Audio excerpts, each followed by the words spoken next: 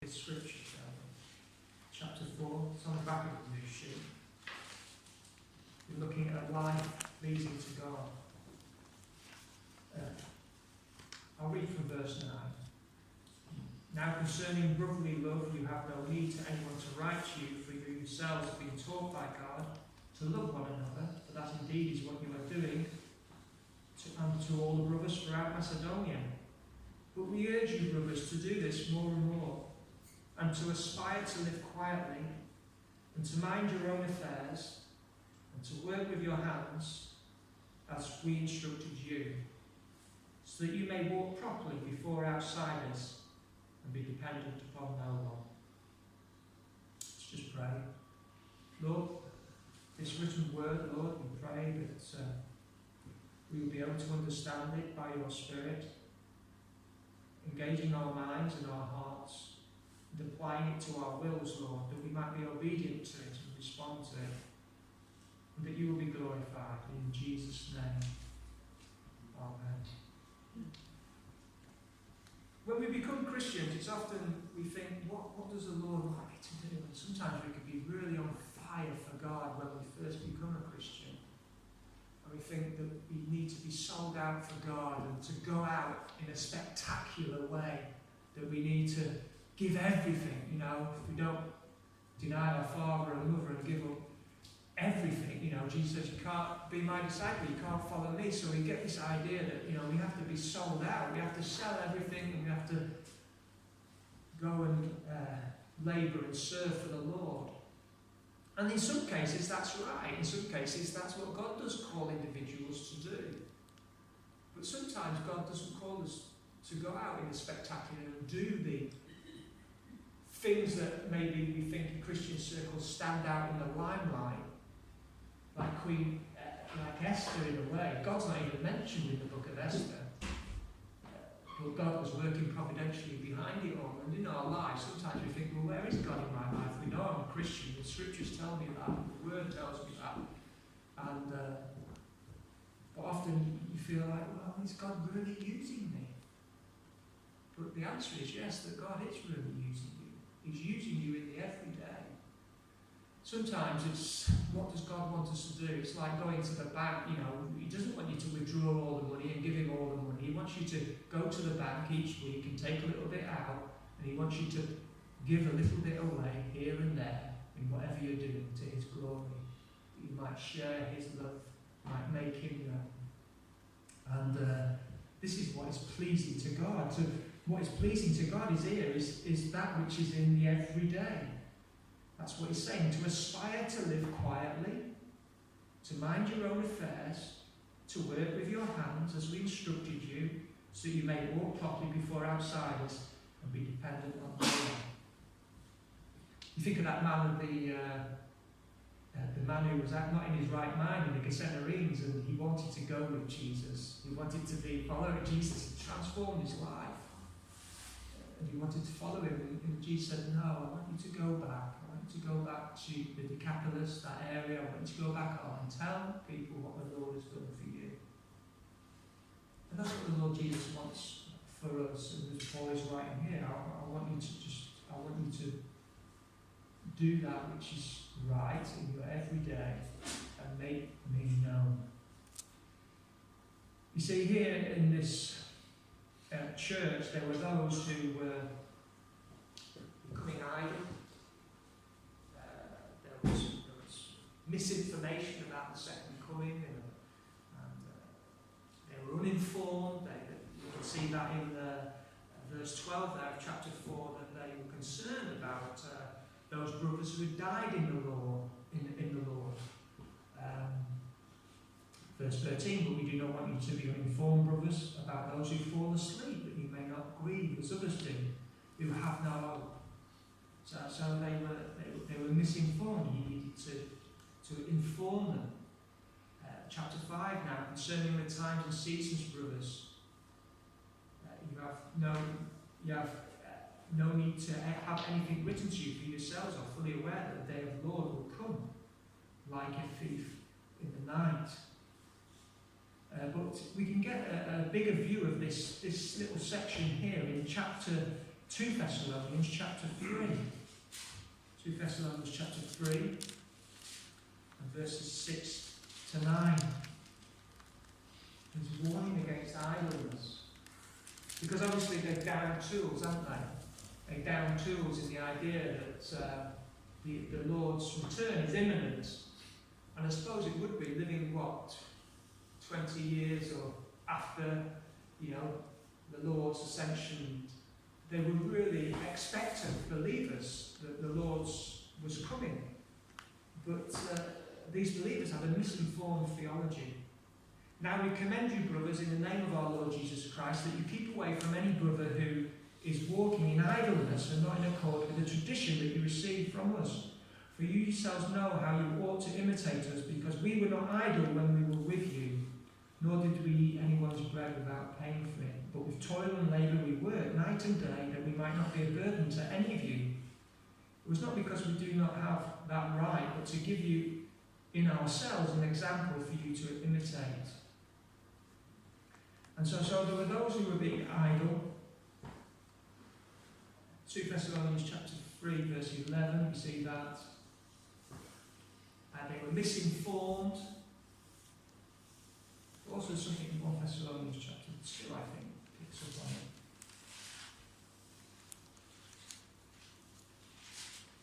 I'll leave that, I'll come when I come to find it in the notes. And so, these believers who wanted to live a quiet life, they were frenzied, okay? They were pretty fanatical. The brotherly love that they shared, they were usurping that. They were sponging it. They downed tools and they were impacting on the brotherly love. They were busybodies. They had a lot of free time. So they were involving themselves in the affairs of others. And they obviously involving themselves and speculating in regard to the second coming. And in the light of that, and they were becoming idle. These weren't sick individuals who needed care. They weren't unemployed.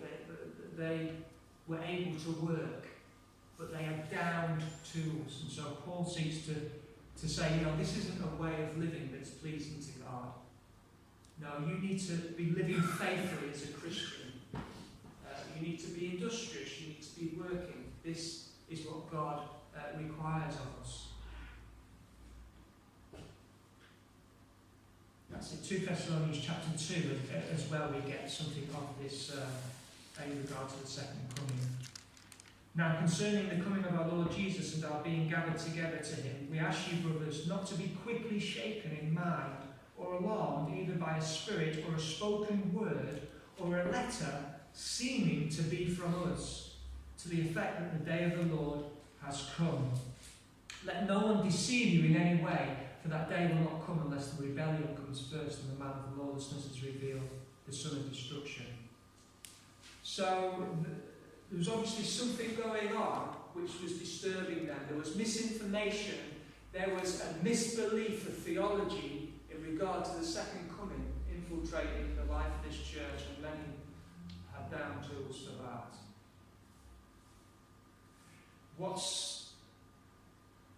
They were idle, and in that day of culture, people worked, and it was only they got paid daily. They didn't get paid monthly as many of us do today. We used to get paid, remember when we used to get paid weekly? And now we get paid monthly. But in those days, in that culture, the people earned a wage and they got paid, they laboured for that day and they got paid for that day. So you could imagine it was a big strain upon the fellowship when there were those who were down with tools and not labouring, spending their free time waiting for the parousia.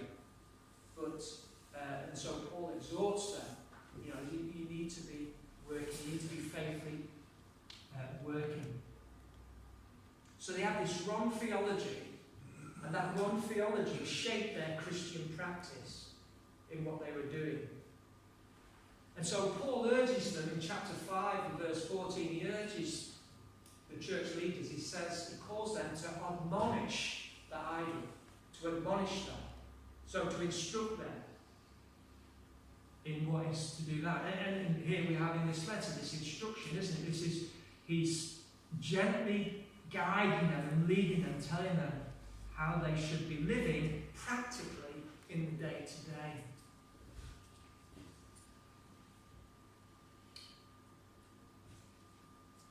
This is his apostolic instruction. The antidote, we are to live those faithful lives. Like the apostle, Paul wasn't just speaking this into their lives so that they needed to work, they needed to be quiet, they needed to not be idle, they needed to be dependent upon no one. He actually preached it and practiced it as well. 1 Thessalonians 2:9. For you remember, brothers, our labour and toil, we work night and day that we might not be a burden to any of you while we proclaimed the gospel to you. So we're going to take a look at what faithful living looks like in the everyday. The first thing that we see is that faithful living involves aspiring to live a quiet life. Aspiring to live a quiet life. I wonder what you aspire to in life. We aspire to lots of things, don't we? We have aspirations, each and every one of us. But here, the Christian aspiration is to aspire just to live a quiet life. What does he mean by this? He's not meaning shrink up in a ball and just live quietly or set yourself up in a monastery or anything like that. This quiet life is a life which is sober-minded, which is sensible, composed. You see, because they were frenzied, they were all over the place because of the misbelief of what they'd been hearing and taking in. And they weren't living a composed, sensible, sober-minded Christian life as they wait for the coming of the Lord. 1 Peter 4:7, Peter writes, the end of all things is at hand. Therefore, be self-controlled and sober-minded for the sake of your prayers. A Christian is to be marked not by a frenzy, but by a sensible character and sober-mindedness. Living a sensible, quiet life. Imagine an interviewer asking Donald Trump, what are your aspirations? Well, they were at one point to build this wall at all costs. That's what he aspired to, and whether that will happen, we don't know. Or ask Theresa May, what do you aspire to? Is to deliver on a Brexit referendum. That's what she aspires to do. But our daily aspiration should be to be sober-minded, to be sensible, to not be frenzied, taken up with all the hysteria that's going on, but to be composed Christians as we await the coming of our Lord Jesus.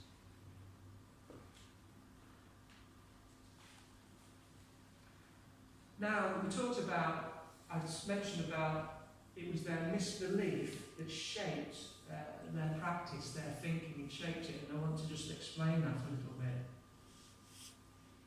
That their faulty understanding, what we think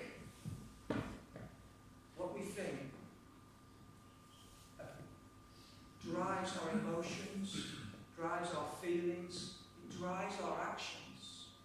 We're emotional people, we have feelings, and how we think drives that, and it comes and outplays in the day-to-day.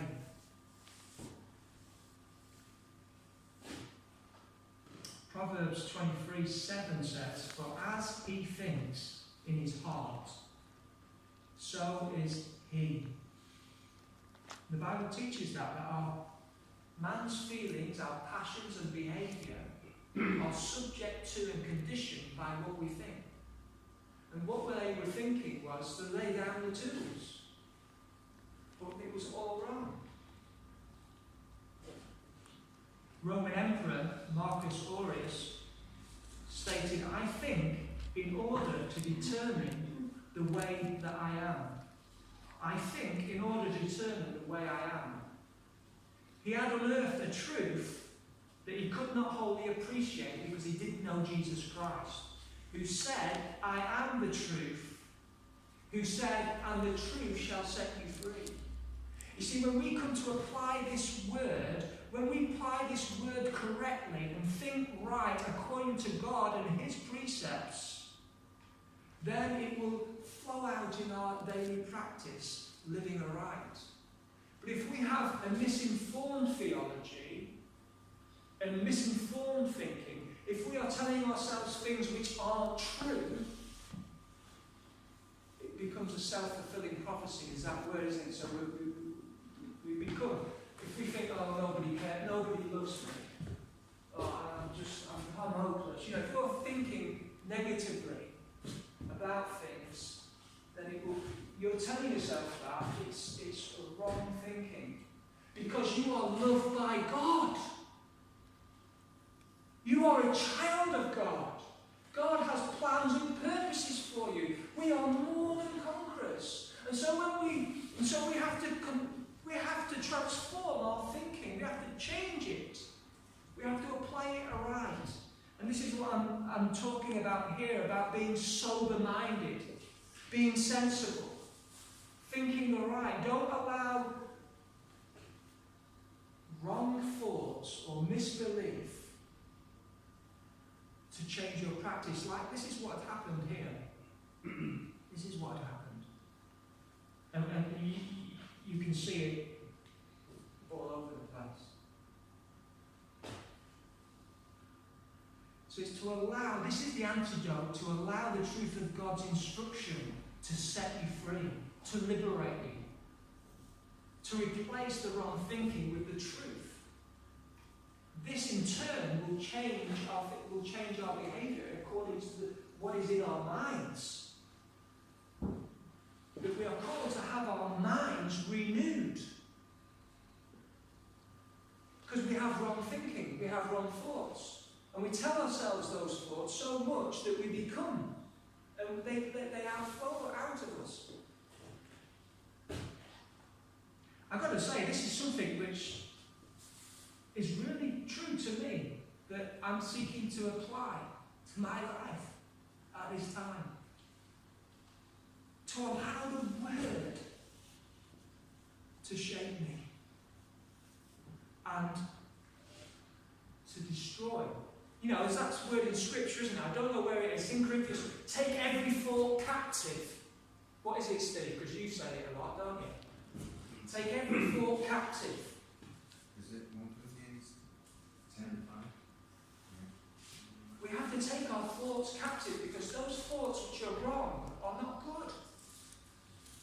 And we have to take those things which are wholesome and good and right. And so we want to be Christian men and women. We want to have the correct thought about God, who He is. If we have a misbelief about God, we have a wrong theology about God, it's going to affect us. We need to have a correct thought about ourselves, who we are, made in the image of God, children of God, loved by God. And we need to have a right thought about others. And so, to be sober-minded, to live this quiet life. They were frenzied and they were meddling in the affairs of others. They were like headless chickens. That's what I'm saying. That's what they were like in this fellowship at that time. You see, faithful daily living involves minding your own affairs. Verse 11, and to mind your own affairs. Later on, he calls them busybodies.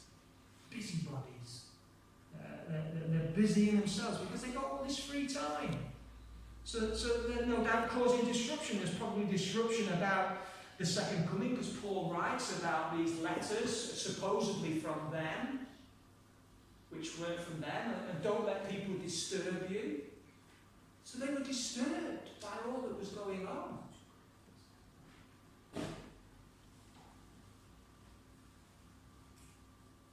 This word, so they were being idle. This Greek word for idle is atakatos. It means undisciplined,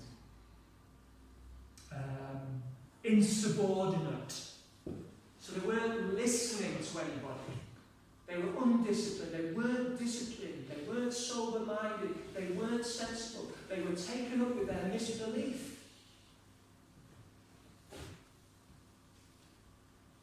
That's why he says you admonish them.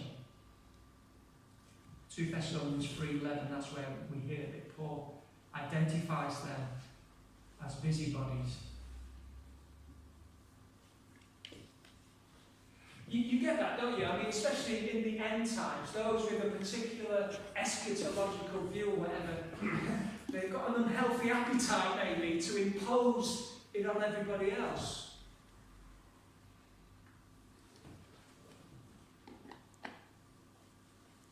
Meddling around and unteachable, impervious to any reason, really, often. Found that.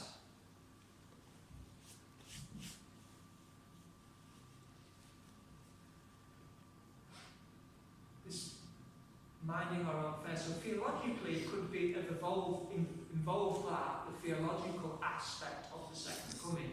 Just mind your own affairs. But it definitely involves their daily living in a more general application. They were being idle, of course. Paul warned Timothy, didn't he? He warned Timothy in 1 Timothy chapter 5 about young widows in the church who were a cause for concern. He wrote, besides that, he's talking about the widows, that they learn to be idlers, the young widows, going about from house to house, not only idlers, but also gossips and busybodies, saying what they should not say. Being sober-minded, sensible, composed, allowing the truth of God to inform your thinking, your behaviour, your practice, is what is important, faithfully living for God. So if the church leaders are to admonish the idle as he instructs them here, then church members are to adhere to the faithful instruction, to mind their own affairs given through the word. Because there is a time, and Paul writes to Timothy again, says that there is coming a time when men will not tolerate sound doctrine. That is now. That is now. Men don't tolerate sound doctrine when it's taught to them. True theology will always lead to correct practice, to an orthodox Christian position and practice. It won't lead to an idleness, but it won't lead to a divisive spirit, to endless speculation and gossip and saying what should not be said, causing division. No, it will result in a sound mind, composed and sensible. So it involves not meddling, minding our own affairs. Thirdly, it involves being industrious here, doesn't it? Being industrious and to work with your hands as we instructed you. Paul set an example in that, didn't he? As his tent making and him working with their hands, honest work with labour, with our hands. That is a good thing to do. It's commendable. But these guys, in chapter 3, verse 6 to 10, we see that they downed tools.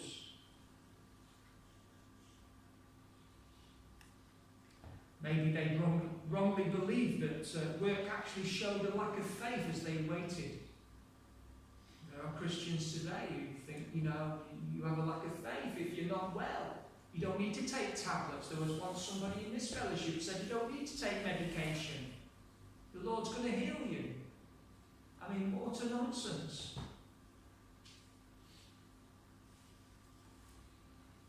Lord, of course, can heal.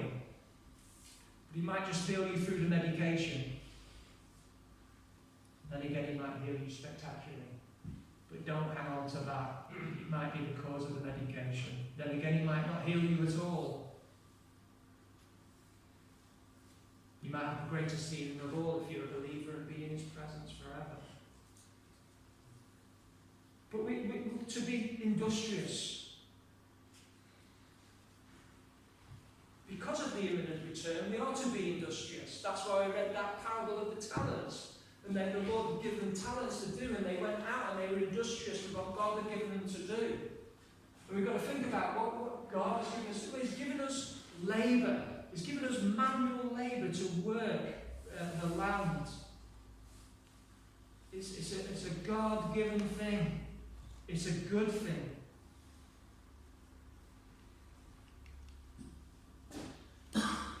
We can see that in Genesis, can't we? Genesis chapter 2 and verse 15, that the Lord God took the man, it says, and put him in the Garden of Eden to work it and keep it, not sit on a deck chair and have a rest and just sit there and do nothing. No, you to work. And the Lord has given us work to do. Work dignifies.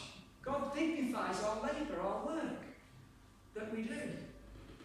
It's part of God's purposes for our lives. God's purpose for our lives is not to be idle. But whatever we do,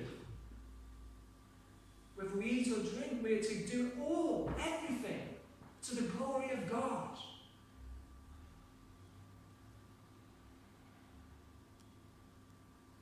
In the Greek culture, it was frowned upon manual labour. And so they employed slaves.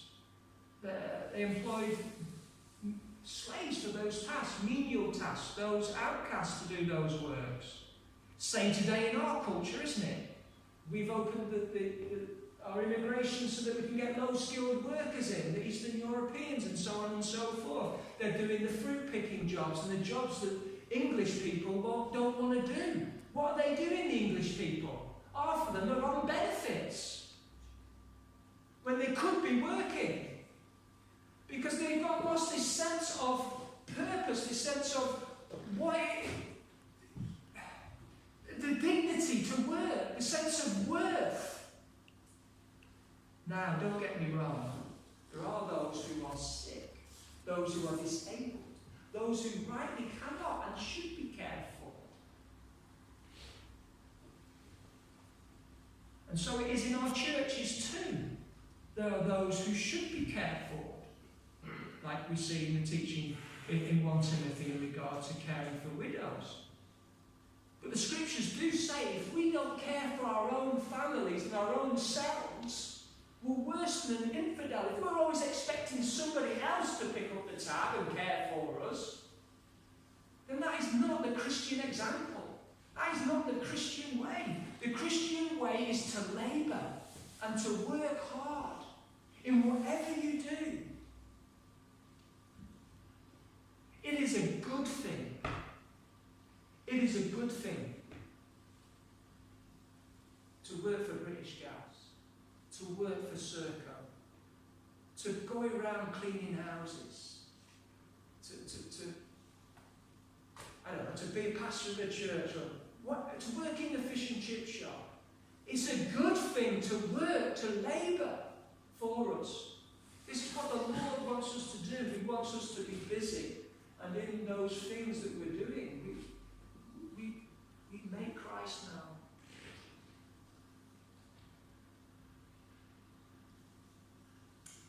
Faithfully living involves as well, fourthly, being honourable, so that you may walk properly towards outsiders. We said this in the important thing about the importance of an elder, that he should be respected by outsiders. Those outside the left scratching our head thinking that would seem unusual, but you see, these Thessalonians, they were being idle, they were gossip, busybodies, they had all sorts of weird and wonderful ideas about the second coming, and they're sponging the brotherly love off the brothers in the church. And remember, remember, they're only working one day. They get paid daily. They don't get paid monthly. So they've got to only provide for themselves and their own families, each and every individual. But they've got to provide for these ones super spirituals who are waiting for the coming of the Lord and are down tools. They're providing for them as well. And so the outsiders are looking in on this and seeing these Christians and how they behave and what they're doing, and they're thinking, well, what sort of witness is that? You know, who are these people? It's not honourable. They're not doing the right thing. They're not working hard. You know, they're meddling in other people's affairs. They're being idle. That doesn't commend the gospel.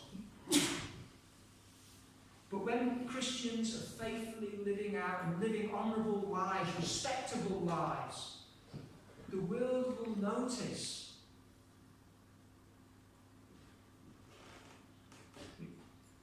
The world will notice when we walk properly.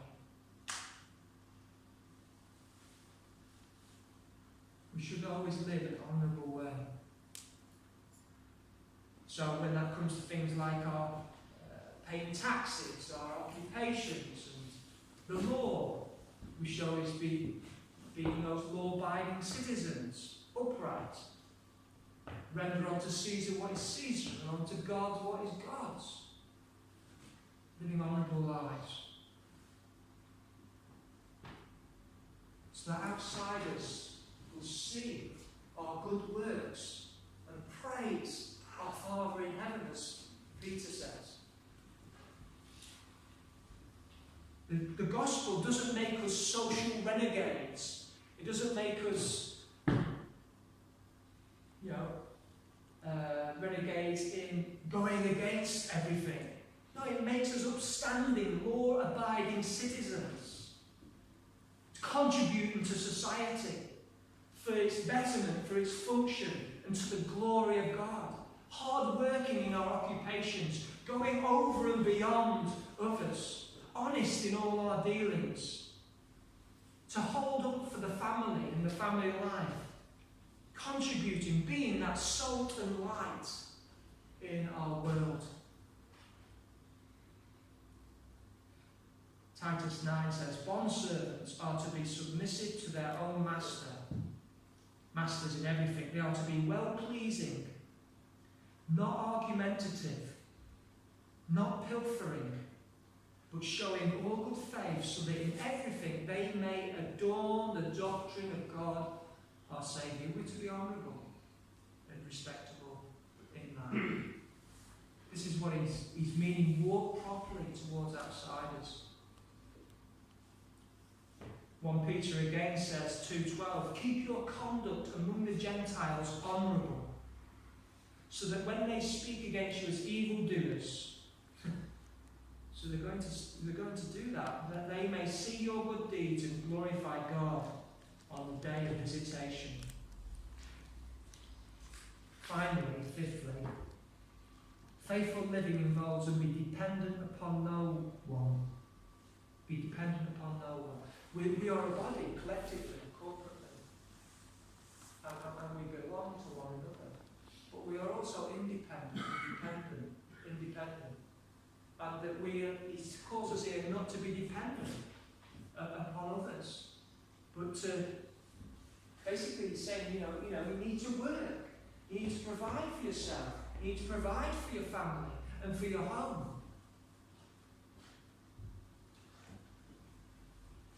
We live, on the news, there's loads of immigrants at this moment in time. I'm not anti-immigration. There's loads of immigrants at this time. It's just to bring a point home about. In French at the moment, jumping on boats, jumping on lorries, jumping on whatever they can to get over to the United Kingdom. They're coming across the channel, aren't they, to come to this Britain. And one was asked, he was in France, why don't you just stay here? It's Europe. Why don't you just stay here? He said, no, it's better in Britain. Why? Because it's a welfare state. Because they're provided for.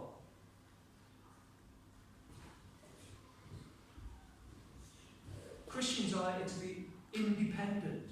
We're not to be dependent upon welfare. Of course, where it is needed and where that is appropriate and where it's within the law and that context and it's correct and honourable and right, it's a provision that society has given, then so be it. But when it's wrong, when we're just milking the system and we're idle, as the Thessalonians were, and they were dependent, they had a dependency on this brotherly love, which wasn't genuine because they could work. They weren't motivated to work. And so he calls them here dependent on no one. In fact, in 2 Thessalonians chapter 3, verse 10, he actually writes, if anyone is not willing to work, let him not eat. And there's 1 Timothy 5:8. If any provide not for his own family, and especially for those of his own house, he hath denied the faith and is worse than an infidel. So they had this dependency issue upon the church, which needed to be removed. At some point, like a suckling baby needs to be taken off the breast, so these Christians needed to be taken off this dependency of this brotherly love, because they were adults, it was wrong.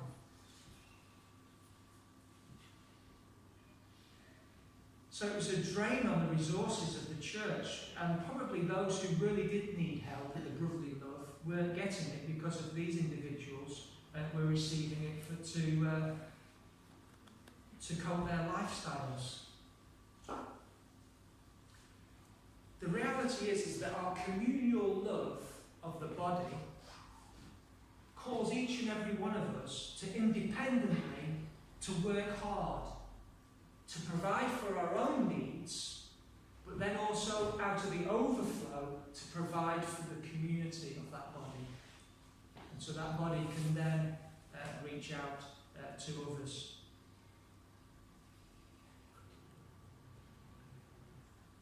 Ephesians 4:28 it says, let the thief no longer steal, but rather let him labour, doing honest work with his own hands, so that he may have something to share with anyone in need.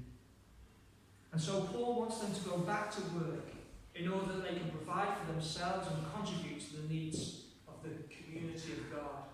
And this is pleasing to God. So in closing, a life pleasing to God, it's not a fanatical meddling in the affairs of others, but being sober-minded, applying the truth of the instruction to change our thinking and our actions. It's not one where we're prone to being idle, unnecessarily sponging off others, but being industrious, working hard to provide. It's one where we're to be honourable before outsiders, seek to be respected, although they will call you evil for what you believe, but they'll praise your Father in heaven on that day of visitation. It's not dependent upon others, but being self-dependent for our daily needs. As the Lord's Prayer, our Father in heaven, give us this day our daily bread. Now, when we were with Jesus on the mountainside by the shores of Galilee there, God provided it and brought it. It literally did come down from heaven. But that prayer, God expects us to labour for that bread, and that we share that bread with one another too, who also labour in the same way and care for those who are in need. So that's it.